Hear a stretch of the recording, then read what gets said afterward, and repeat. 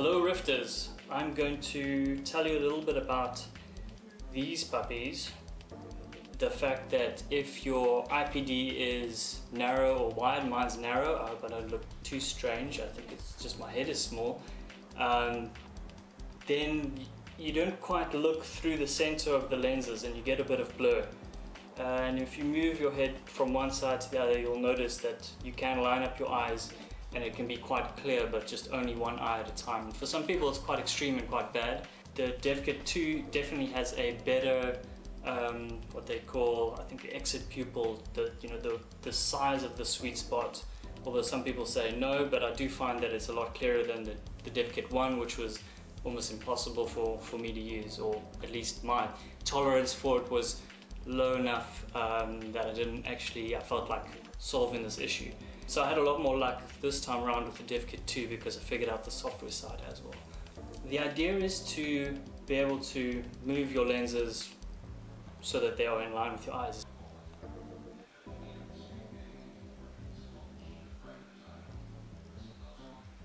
Got the 60, well, in actual fact it's 59.5mm adjusters in.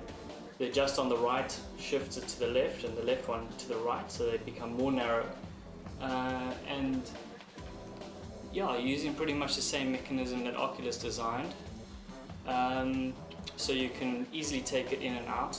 These are the ones I've got here. I'm not going to attach it, I've got some photos. But they essentially are the 69.5mm, so they widen where the lenses are. So for people with wide eyes, it lines up a little bit better for them. Okay, so that camera died.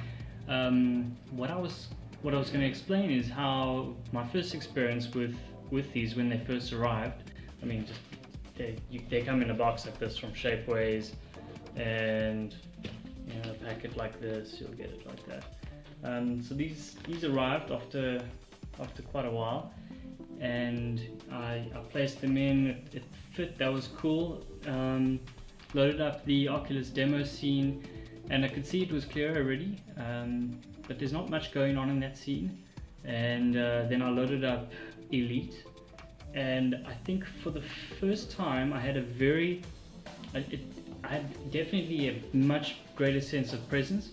I sat there, I had this much better experience of 3D, and I was just sort of comfortable looking around the cockpit and just sort of flying and getting a greater sense of that, being outside of the cockpit. And it was hard to explain, and I was quite excited, and I think it's because, presence, it's not that you get presence from a game, there's things that prevent you from feeling presence. So if you're uncomfortable, or there's a smudge on your lens, or there's someone talking in the room, or there's lights on, all those things contribute to removing presence. And I think if you can get rid of as many sort of things that can distract you, then you have a greater chance of feeling a sense of presence.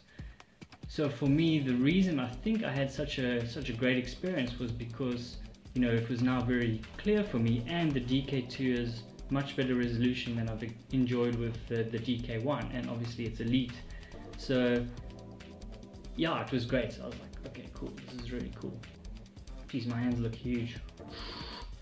What the hell was I saying? I was talking about the software, yes.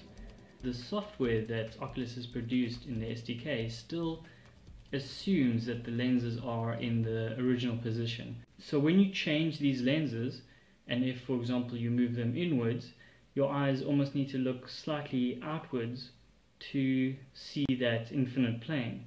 I found that I got like this crazy 3D experience because it got this sort of full range of convergence to play with, but it's not comfortable. I mean, you definitely can't do that for too long.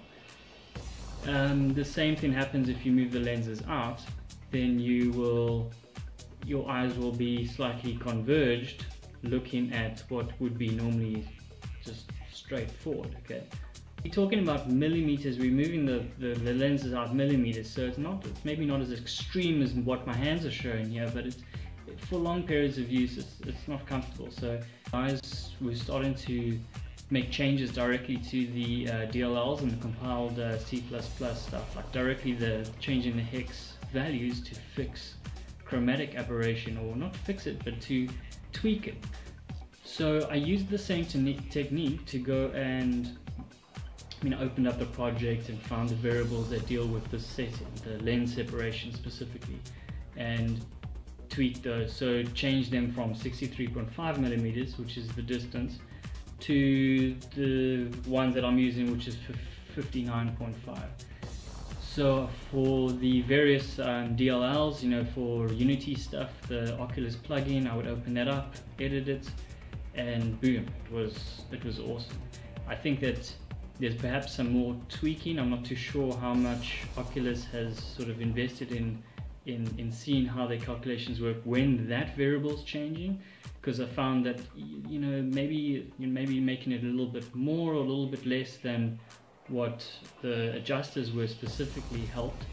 I found that in Elite the effect wasn't as good as the Unity ones, so still tweaking that. But the thing is, at least I know how to change it now, and it's a little bit complicated, but I'm going to definitely put that information together to help it make it easy for people to change that if they grab these adjusters.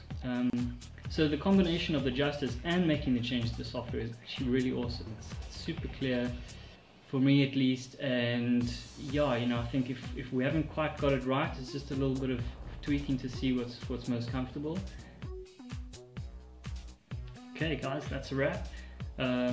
Just know that I'm positioning it as a product and a brand, and I chose 3D printing because, well, it's effectively a product that will become obsolete. I was actually hoping it would already be for the DK2, so there's no sense in sort of making any sort of more efficient kind of way of producing these things. If you feel passionately about it being sort of freely available, I'm sure some 3D modeler will easily be able to put something like it together.